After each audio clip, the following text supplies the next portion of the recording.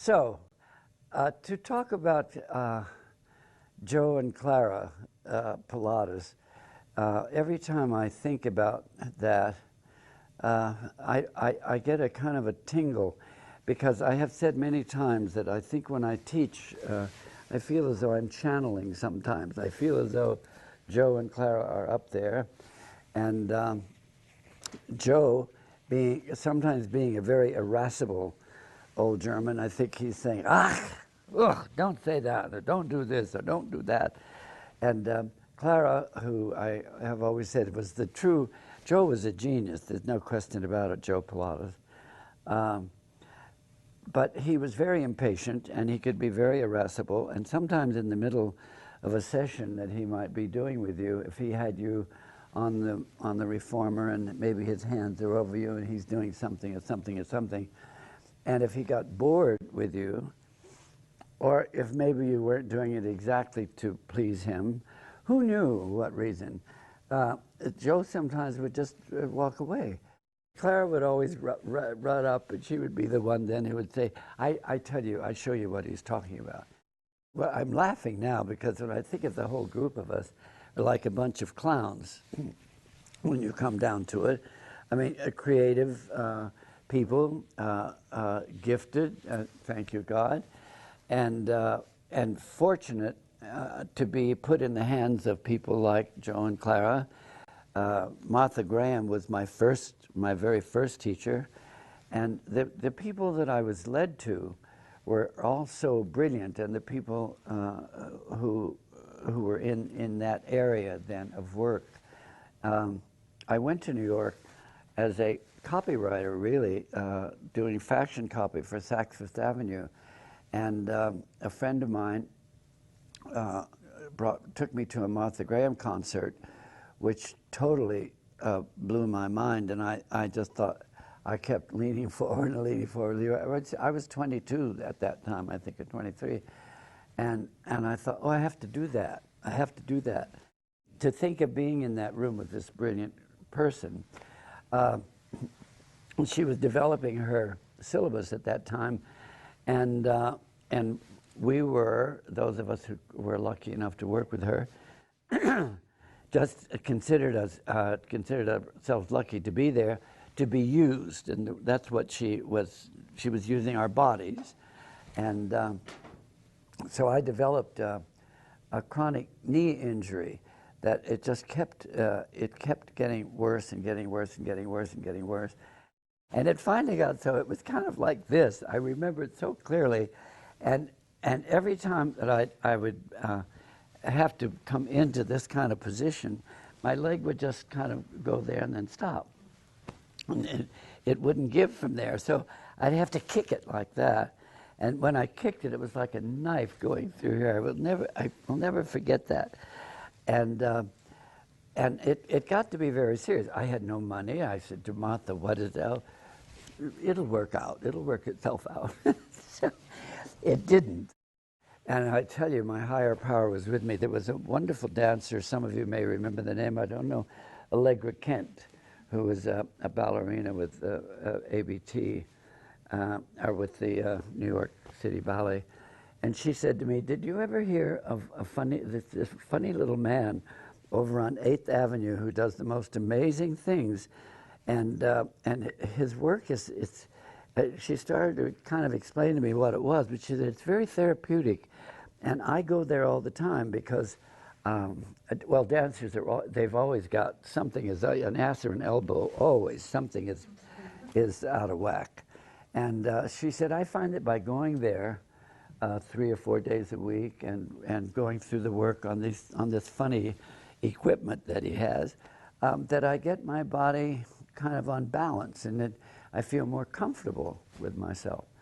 So I called up, I guess, I don't quite remember how I got there, but I do remember going there. There was an old rickety elevator in there. I will never forget getting into the elevator and going up the step, pressing the button, and going up, and it went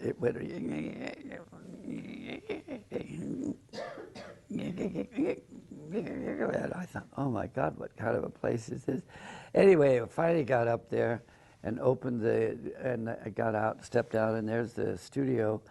It was unbelievable. I looked at that. For beginners, it was an old Oriental rug, huge, big old moth-eaten Oriental rug spread out over the floor. There were the reformers were so antiquated, and they had big club feet, and they looked very serious, and they looked kind of mean, sitting there like that. And there was all this leather and all these springs, and many of you are probably not familiar with something called the tower. Two things that go up like that, and another bar down between that you work on which you can do wonderful things. But your first look at it is kind of spooky, and I thought, my God, now these reformers look like some kind of strange medieval things in a torture chamber where they'd stretch the information out of you. Pull it. Tell us where the diamonds are. Tell us where the diamonds are. It was just weird. And then I looked at this thing, and I thought, there's a guillotine there. And the old chair that we work on, with the thing, with the back, and I thought, an electric chair. It all just looked so strange to me. And I thought, I know I'm in the wrong place, and I don't know why in the world Allegra sent me to this. I couldn't imagine her in there somehow, but because it was just very strange. And there was Joe, and Clara in her little white nurse's uniform, and her little white Oxfords. At any rate, Joe said, "Come over here." So I went over. I wanted to tell him about my knee. Well, he didn't want to hear about my knee. He said, "Here now." We were sitting like so. He said, "Sit." And so I sat like so, and he said, "Now turn over this way." And anyway, he gave me the directions how to get turned around. So now I'm like this, and he said, put your butt forward, move your butt up forward. And so I'm like this now, and I'm still saying, well, it's about my knee. No, never mind, put your butt up here. That's the amazing thing about this work, how when you really study it, how it reconnects the body in such an amazing way. And of course, that's what it did for me eventually. I still don't know what was wrong with my knee. He got me like this, right on the edge. I mean, my butt was right on the edge of the reformer. And he put his finger under my butt like that, and he said, "Roll back." And now, the work with Martha, the contraction and the release, the contraction and the release, I was familiar with that. So gratefully and thankfully, I could do this and begin to roll back. But I saw a lot of people have a lot of trouble with that. And even today, I'm still fighting the battle of the neutral spine that so many people talk about, which is really just a sway back. But it's a neutral spine as a cop-out for that. But I did understand how to use the low belly muscles to put the spine down. But I wasn't accustomed to going one bone at a time. And he would put his finger there. He said, "Roll back." And then, so I started rolling. "Don't step on my finger," which meant, no, you put one at a time. Well, I don't know how long it took me to get down there on the thing. Now that was called, and I never did know whether it was really Eve. I think it was Eve who called it imprint the spine. But that's what he was talking about, and that's what we work for now, the people who know the work. The whole idea is to get every vertebrae down there. At any rate, it took me a long time with him and not stepping on his finger and really trying so hard to get one bone at a time down and then get lengthened out on the reformer. Well, finally I did. I got out there. Now, he said, and he stepped around and he looked at me and he said, "Do you think you're straight?" And I said, "Well, I think so." Well, of course I wasn't, because anytime you have an injury and you work on that injury for a long period of time, your body, you begin to compensate. Sometimes in such tiny ways you hardly know it. But of course I was always pulling away from this knee. So even though my spine was down, it was slightly, I wasn't centered, and my spine wasn't in an absolutely straight line from the tailbone up to the top of my head. And so he said, "Do you think?" And I said, "I think so." "Well, you're not." So he took my butt, which is a little smaller at the time, and he just picked it up and set it over like that. And he put his fist here. I was used to that because Martha used to do that. She asked for a contraction, and if it was only that much, she wanted that much. So she didn't want to talk about it anymore. So she'd just take her fist and go like that. And you made a contraction. So he did the same thing. Press down here, that spot. At any rate, he got all those bones down, and the idea of imprinting, which I loved, is that if you put a spot of ink on each little bone, and you laid it out in a row like that when you got up, you would see all these little spots, and they would not go boom and then skip two and be one over here, and then two like this, and then one over here, two. That it would be a straight row of little spots in the ideal world. And believe me, it's possible.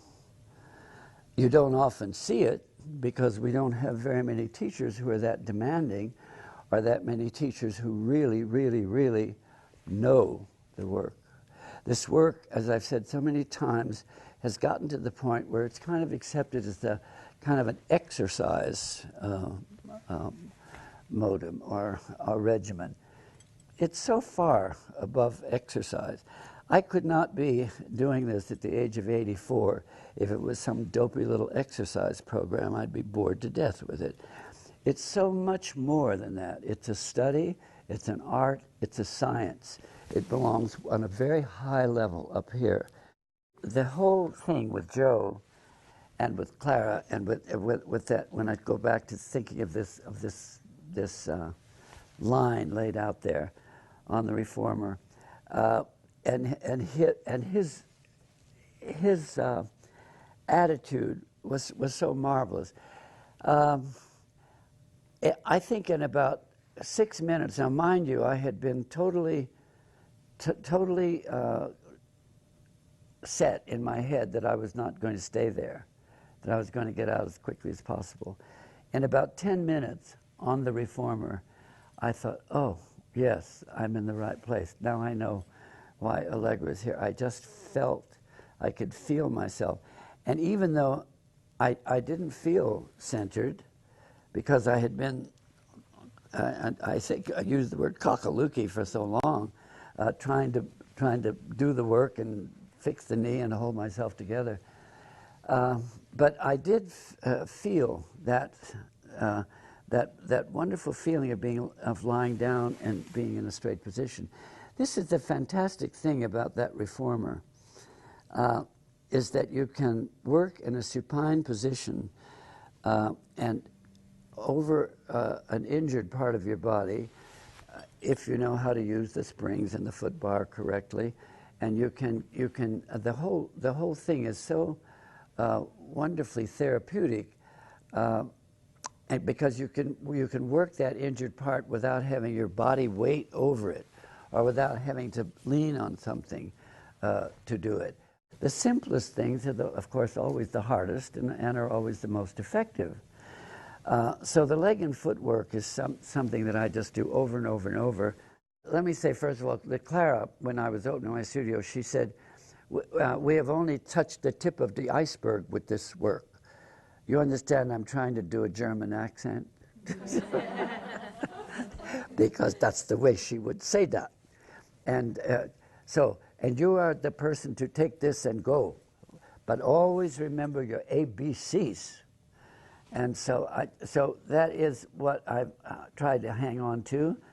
The work is very demanding, very, very demanding, much more so than most people realize. And it's so specific. And the more you study it, it's like anything else. The more you study it, the more you know you don't know. And the more you know, you have that much further to go. I continually learn, even now. I learn from my teachers, I put that in quotes, and the students, watching students. Why is that body doing that? Why doesn't? What if it does this and this and this? So I'm always learning and always studying, and I think that's true of anything. And I think anybody who is successful at what they do, and I think devoted to what they do, and who really care a great about what they do, are continually in education, are continually in study. If you don't do this work all the time, and if you don't do it to its fullest, not marking, but doing it really to its fullest, and feeling, really feeling everything in your body, because it's possible to do that, to feel everything out through, it wasn't Clara, it was Martha who said, out past your fingernails, out past your toenails, out past the top of your head, that you use that much space and that much of yourself. Now, Clara used to say that too, because on the Reformer, she would say, make yourself long. And she would talk about being lengthening even from the pubic bone to the navel. So you don't do this. You're here. Lengthening from the navel to the sternum, from the sternum up to here. A lot of people will get on the Reformer, and they'll do this. They're like they have to watch to make sure their navel doesn't disappear, or that their feet don't fall off. And we teach, because Clara was insistent, this is lengthened out, and if anything, you focus slightly to the back, so that all this is elongated. We never bring the chin to the chest. We lift the head up from the back on the roll-ups, and are very, very particular about that. But chin to the chest, never.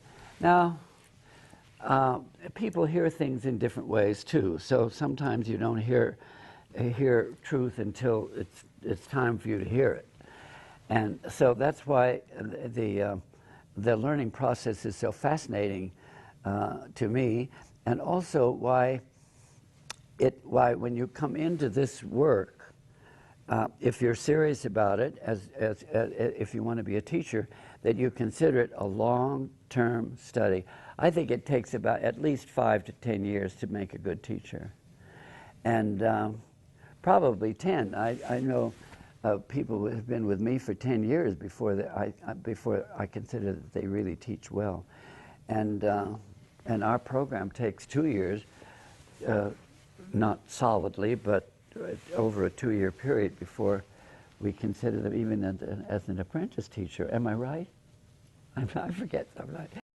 And one of the funniest things that I remember, and I tell this story because the first time I started on the Reformer, I threw my leg over the Reformer, and Joe had a fit, and he just came. He really gave me hell, and he said, "You don't straddle the machine.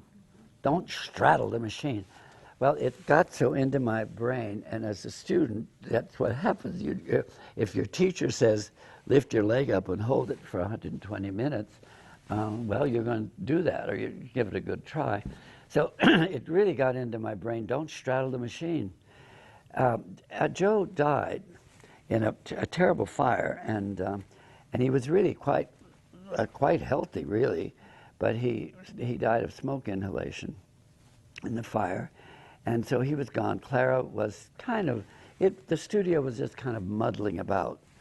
And she had asked Eve to come and run the studio, and Eve was going to New Mexico, and she asked me, and I just didn't want to live in New York anymore. I really wanted to move. I wanted to live in California, and I wanted to start the work. I wanted to teach the work in California, which at that time was totally virgin territory. And so I introduced the work in California, and for good, for bad, whatever, I brought the work there. And I think, in a sense, it kind of gave it a rebirth. I think on the West Coast, I had some wonderful, wonderful students, and they became such good carriers of the word. Joe was wonderful, but he was very gymnastic, and he did the work in a rather hard way. Brilliant, but it was not. It was just not my way of moving, and it wasn't the way of moving of the other dance people. So I think that we just gave it a little more flow, a little more ease. I know I brought much more. I brought dance terms into it, because the leg and footwork to me is just like a beautiful plie at the bar for dancers, if it's well done, not just push back, push and back and push and back, but the consistency and the elegance and the style. And I think all of us contributed a great deal there.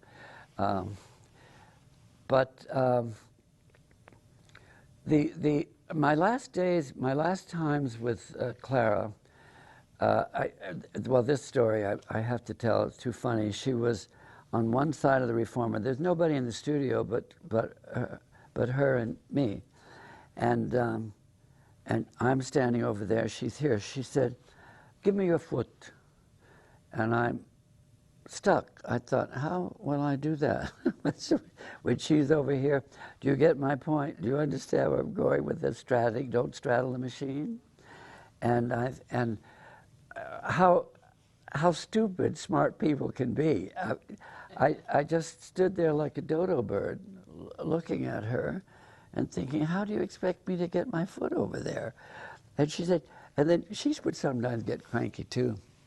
But she did it with those eyes, those blue eyes. Boy, she'd roll those eyes at you. No, no, no. So she said to me again, "Give me your foot." And I said, I was getting prepared to go around. "No, you don't need. Stay, give me your..." I said, "Joe said don't straddle the machine." "Joe's not here. Straddle the machine." I never will forget that, because it was such a, I don't know, such a big thing of having, for so many years, hearing that, don't straddle the machine. And now, Clara, I think sometimes, and I've said this so often, and I just wish, of course, I think people like that should never die anyway, but I wish so that Clara had lived another 10, 20 years. I'd love to know where she might have gone with the work, because she did say very strongly, we have just touched the tip of the iceberg. And she said, this work has far to go. There's far to go with this work. So the work is really about how to move your body, how to stand up straight, how to move your body. But we never ever did stand up in my day in the studio, and we never moved across the floor. And so I got up from the reformer that day, and I said, oh God, that felt so good. And I said, you know, I just feel like moving now. I feel like moving across the floor. And she didn't say anything, but she turned those blue eyes on me, and she said, of course you do. And it was like saying, so? It was a wonderful kind of, I felt like a challenge she laid out for me. When I started to work in Los Angeles, I began to do some standing work and some moving across the floor work. At the beginning, just gaits and just changing gaits and just using the arms. And then it got to be more and more and more. So a great deal of the work, of our work, is floor work. We also, the mat work, the good old mat work, when it's really well taught, and I say when it's well taught, which is, you don't see very often a beautifully taught mat class. I remember Joe. I remember learning it from Joe, and boy, that was a tough thing. And so we do that, but we also do floor work, and a lot of the other work that we do is always it transfers from the floor to the reformer to the spine corrector to this to that to the petit pull to all those things, so that you have I aim always for a working vocabulary that can transfer to other pieces and also come back to the floor with movement. It has become a very important part of the way I teach, and most people like it very much. We usually in our advanced classes even do improvisational movement, because I think that inside everybody is a dancer, whether they've had classes or not. And one thing that I've found, that body contrology, which I prefer to call it rather than Pilates, because Pilates is it's just everywhere. Body contrology is what Joe called it, and I said, what does that mean? And he said it's total control of the body and the mind and the spirit. Now, he didn't talk about breath a lot, Joe. He used to say, breeze, with the Z, spelled with a Z. Breeze, breeze, breeze. Now, at one time, he must have been very, very careful and very specific about that. But at the time, he would say breeze, and then he would say, here's where I got my big clue from. He said, you've got to out the air so you can in the air. And I thought, that's a good idea. That's a good idea. Now, dancers never learn to breathe because your teacher doesn't usually care. I asked Martha once, when can I get a breath here in one of the jumpy things? And she said, I don't care as long as it doesn't show. Meaning she doesn't want to see this kind of thing. So I took Joe's thing of outing the air to in the air, and Martha's wonderful concept of the deep contraction to the floor and the high release of coming up and standing up and saying, shh. So we let the air out on the contraction. So I thought of a balloon, and then I thought of, he said, use all the muscles of the body. So there are muscles inside here, these intercostal muscles between the ribs, and they open and close. Many people can't open because they've never used them. And I talked today in class a little bit about that, the importance of using all of our parts, even our fingers, everything about our toes, everything needs to be used because it's all part of the grand design of this wonderful mechanism that we've been blessed with. But if we don't use it, we lose it. And it can start at a very early age. So if you have your arm like this long enough, it'll stay. That's the way it wants to stay. So that's why we constantly have to do all kinds of moves with our body to bring it alive and to constantly reconnect it, and just to let it know that we appreciate it. And also it heightens our body awareness, and makes a much better communication system, so that if this leg has been working and it knows how to do this and flex, it can do this and flex and this and flex in the arm, I can tell it that, and it will do that. I don't have to say, now point your foot and extend your leg, and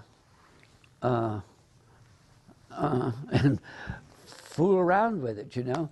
But we don't learn that unless we really study very deeply the body, and that's what body contrology does.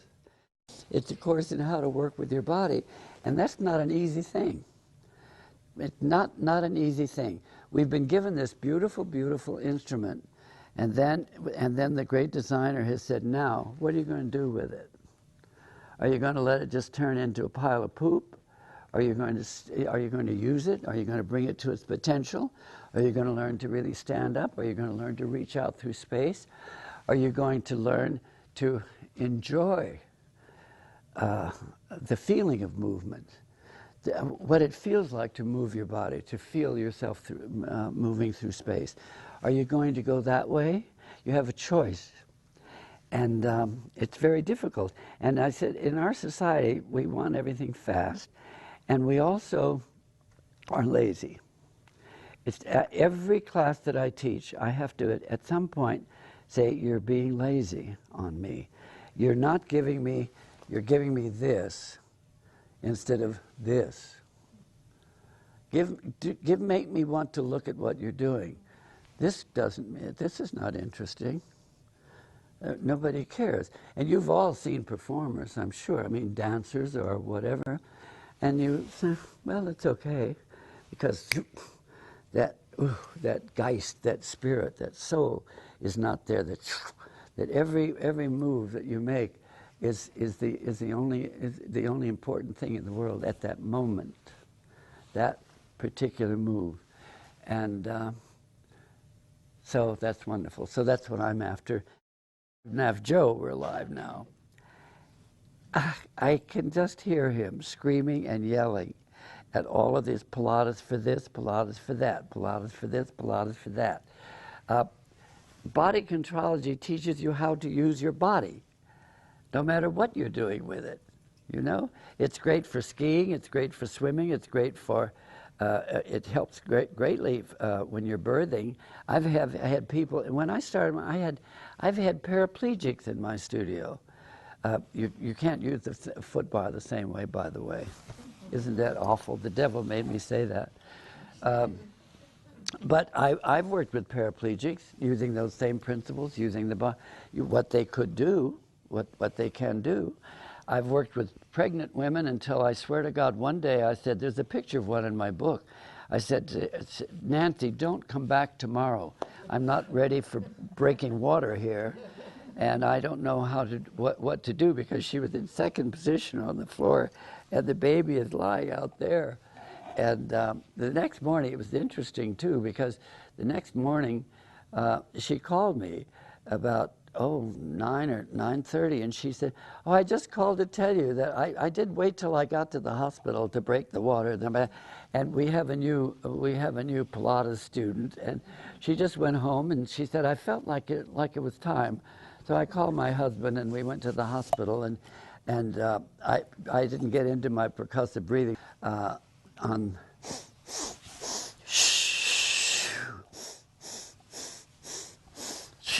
Again, using these intercostal muscles to open the rib cage so we can open the lungs, so that we don't have to belly breathe, and this has to come. But this is all working up here. She said, I did about 6 percussive breaths, up to 6. That's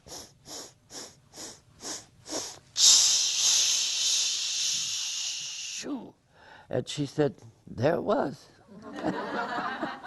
So it amuses me when I hear Pilates for this, Pilates for that, Pilates for that. Joe would just, oh my God, stop that or I kill you. Body contrology is for the body, and it doesn't matter what you're doing. You can do it better if you really study this work, and if you really learn about if you get inside your body and learn to use your body and all of its parts. Thank you. Thank you. Thank you.